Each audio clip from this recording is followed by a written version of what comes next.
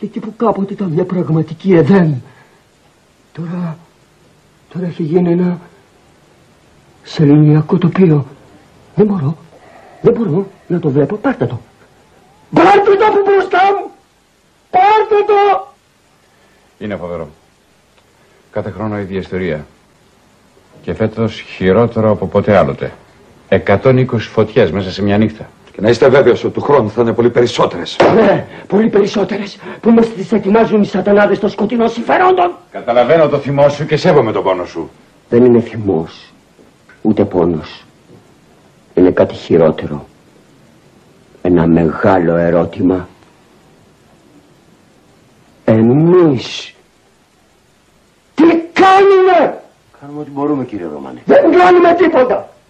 Νομίζουμε ότι κάνουμε. Και με αυτή μας την αδιαφορία γινόμαστε συνένοχοι. Καθόμαστε απαθείς μπροστά στην τηλεόραση και βλέπουμε τις φωτιές πίνοντας το παγωμένο ουίσκι μας. Έτσι λοιπόν θα μείνουμε, χωρίς να σκεφτόμαστε τη δολοφονημένη γη που θα κληρονομήσουν τα παιδιά μας. Χωρίς ανάσα, χωρίς οξυγόνο, χωρίς χυμούς ζωής. Και μετά θα έρθουν τα καινούργια καλοκαίρια με μεγαλύτερες φωτιές και οι χειμωνιάτικες καταιγίδες με πλημμύρες που θα μας πνίξουν όλους. Λαέρτη, σε παρακαλώ, ηρέμησε. Θεία, σε παρακαλώ. Όχι, μην με παρακαλάτε, άλλο θέλω. Τι θέλετε, κύριε Ρωμανέ? Να αντισταθείτε. Όχι να πάρετε τον νόμο στα χέρια σας, αλλά τον τόπο που γεννηθήκατε. Αυτό να υπερασπίσετε. Σε αυτό να καθίσετε δίπλα και να δώσετε τον αγώνα σας. Γιατί αν ο κόσμος, ο ίδιος ο κόσμος δεν κυνηγήσει τους δολοφόνους, τότε ποιος θα τους κυνηγήσει? Αν εμείς δεν φτιάξουμε νόμους αυστηρούς, σκληρούς, όσο σκληρό είναι το έργο των εμπριστών, τότε ποιο περιμένουμε να μας δώσει τη λύση? Πρέπει να δράσουμε, να αντισταθούμε πριν γίνει ο τόπος μας Σαχάρα. Λαέρτη, σε παρακαλώ, ηρέμησε. Κάνουμε ό,τι μπορούμε. Το ξαναλέω, δεν κάνουμε τίποτα. Πρέπει να δράσουμε. Εμείς, οι πολίτες. Όχι, σε παρακαλώ. Για το όνομα του Θεού. Δεν πρέπει κανείς να παίρνει το όνομα στα χέρια του. Η αυτοειδικία είναι χειρότερο έγκλημα από το έγκλημα που τη γεννάει. Εσύ το λες αυτό?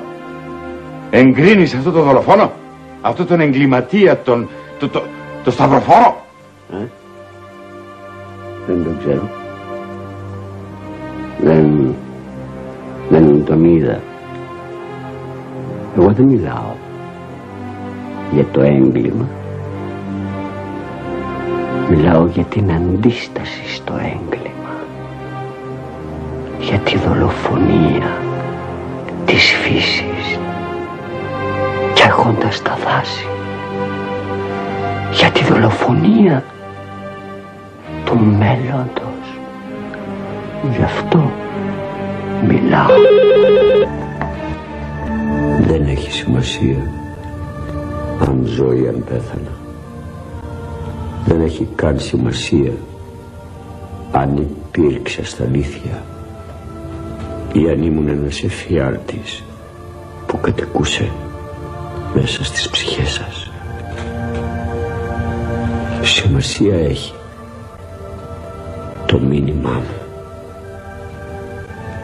Για κάθε δέντρο που θα δολοφονείται κάθε καλοκαίρι θα υπάρχει και ένα πλημμυρισμένο σπίτι κάθε χειμώνα. Και θα έρθει μια μέρα που η ατμόσφαιρα δεν θα έχει οξυγόνο. Να αναπνεύσετε εσείς και τα παιδιά σας. Γι' αυτό σταματήστε αυτό το έγκλημα σε αυτό τον τόπο. Σας μίλησα εγώ, ο Σταυροφόρος, για τελευταία φορά. Απόψε, για τελευταία φορά.